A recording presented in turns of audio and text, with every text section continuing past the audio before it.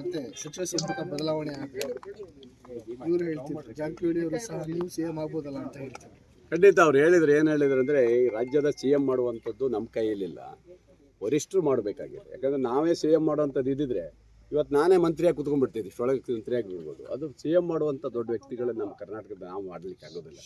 ಸತೀಶ್ ಸಾಹೇಬರು ಹೇಳಿದ್ದು ಅದನ್ನೇ ಹೇಳಿದ್ದಾರೆ. ಹಾಗಾಗಿ CM ಮಾಡೋದು ಬಿಡೋದು ಅದು ಹೇಳಿದಲ್ಲ, ಉದ್ಘಾಟನೆ ಯಾರು ಬರ್ತಾರೆ ಅದು CM ಆಗಿ ಬರ್ತಾರೆ ಅಂತ ಹೇಳಿದ್ರು. ಯಾರ ಹೆಸರೇನು ಹೇಳಿಲ್ಲ ಅವರು. ಹಾಗಾಗಿ ಅವರು ಯಾರು ಬರ್ತಾರೆ ಅದನ್ನು ಹೇಳೋ ಪ್ರಶ್ನೆ ಇಲ್ಲ. ಅದರಿಂದ ಕೇಂದ್ರ ನಾಯಕರ ತೀರ್ಮಾನಕ್ಕೆ ನಾವು ಬದ್ಧರಾಗಿದ್ದೀವಿ. ನನಗೆ ಹೇಳಿದರು, ಎಲ್ಲಪ್ಪ ಗೋಪಾಲಕೃಷ್ಣ ಬೇಡವರು CM ಆಗ್ಬೋದು, ಅದರಲ್ಲಿ ಪ್ರಶ್ನೆ ಇಲ್ಲ ಅಂತ ಹೇಳಿದ್ರು. ಸದ್ಯಕ್ಕೆ ಮಾತ್ರ ನಮ್ಗೆ ಎಂತ ಬೇಡ, ಒಂದು ಮಂತ್ರಿ ಸ್ಥಾನ ಕೊಟ್ಟರೆ ಸಾಕು ಅಂತ ಕೇಳ್ತೀವಿ. ಬೇಕಾದ್ರೆ ನಾವು CM ಆಗುವಷ್ಟು ದೊಡ್ಡ ವ್ಯಕ್ತಿಗಳು ನಾವಲ್ಲ. ನಾವು ಕೇಳೋದಷ್ಟೇ, ಇವತ್ತು ಇಡೀ ರಾಜ್ಯದಲ್ಲಿ ಇವತ್ತು ಸ್ವಲ್ಪ ಜನ ಇವತ್ತು ಮಂತ್ರಿ ಸ್ಥಾನದಲ್ಲಿ ಇರುವಂಥವ್ರು ಇದ್ದಾರೆ. ಇವಾಗ ಇರಲಿ, ಸೀನಿಯಾರಿಟಿಗಳಿರೋರನ್ನೆಲ್ಲ ಇಟ್ಕೊಂಡು ಕೆಲವ್ರನ್ನೆಲ್ಲ ಚೇಂಜ್ ಮಾಡಿ ಒಂದಿಷ್ಟು ಜನ ಯುವಕರಿಗೆ ಕೊಡಬೇಕನ್ನೋದು ನನ್ನ ಉದ್ದೇಶ ಇದೆ. ಹಾಗಾಗಿ ನೀವು ನಿಗಮಗಳಿಗೆ ಮಾಡಿ ಇವತ್ತು ಸಂಪುಟ ದರ್ಜೆಯಾಗಿ ಕೊಟ್ಟುಬಿಟ್ರೆ ನಮಗೆ ಮೂಗಿಗೆ ತುಪ್ಪ ಹಾಕೋ ವ್ಯವಸ್ಥೆ ಆಗಬಾರ್ದು.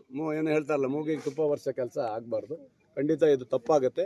ಕೆಲವೊಂದಿಷ್ಟು ಜನರಿಗೆ ಮಂತ್ರಿ ಸ್ಥಾನವನ್ನು ಕೊಡಬೇಕಂತ ನಾನು ಇವತ್ತು ರಾಷ್ಟ್ರೀಯ ನಾಯಕರಿಗೂ ನಾನು ಒಂದು ಮಂಡನೆ ಮಾಡ್ತೀನಿ. CM ವಿಚಾರಕ್ಕೆ ಸಚಿವ ಸಂಪುಟ ವಿಸ್ತರಣೆ ಅಥವಾ ಪುನರಚನೆ ಬಗ್ಗೆ ಒಂದಷ್ಟು ಚರ್ಚೆ ಆಗ್ತಾನೆ ಇಲ್ಲಲ್ಲ ಅಂತ ಏನಾದ್ರು ಒಂದು ಮಾಡಬೇಕಲ್ಲ. ಈಗ ಆಗಿದೆ, ಇಷ್ಟು ವರ್ಷ ಕೊಟ್ಟಿದ್ದಾರೆ, ಬಾಕಿಯವ್ರಿಗೊಂದು ಅವಕಾಶ ಕೊಡಿ.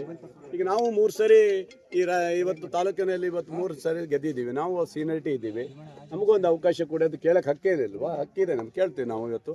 ಹಾಗಾಗಿ ಕೊಡಬೇಕು. ಇವತ್ತು ಏನಾದ್ರು ಮಾಡಿ ಮಾನ್ಯ ಮುಖ್ಯಮಂತ್ರಿಗಳು ಮನಸ್ಸು ಮಾಡಬೇಕು, ಕೇಂದ್ರ ನಾಯಕರು ಮನಸ್ಸು ಮಾಡಿ ಕೆಲವು ಬದಲಾವಣೆ ಮಾಡಬೇಕಂತ ನಾ ಕೇಳ್ಕೊಂಡು. ಸರ್ಕಾರದ ಕಾಲಾವಧಿನ ಕಡಿಮೆ ಆಗ್ತಾ ಬಂತು. ಇನ್ನು ಕೊನೆ 2 ವರ್ಷ ಈಗ ಮಧ್ಯ ಗ್ರಾಮ ಪಂಚಾಯತಿ, ಜಿಲ್ಲಾ ಪಂಚಾಯತ್ 2 ವರ್ಷ ಎಲೆಕ್ಷನ್ ಬಂದ್ರೆ ಮತ್ತೆ 3 ತಿಂಗಳು ಅದರಲ್ಲಿ ನೋಟಿದೆ.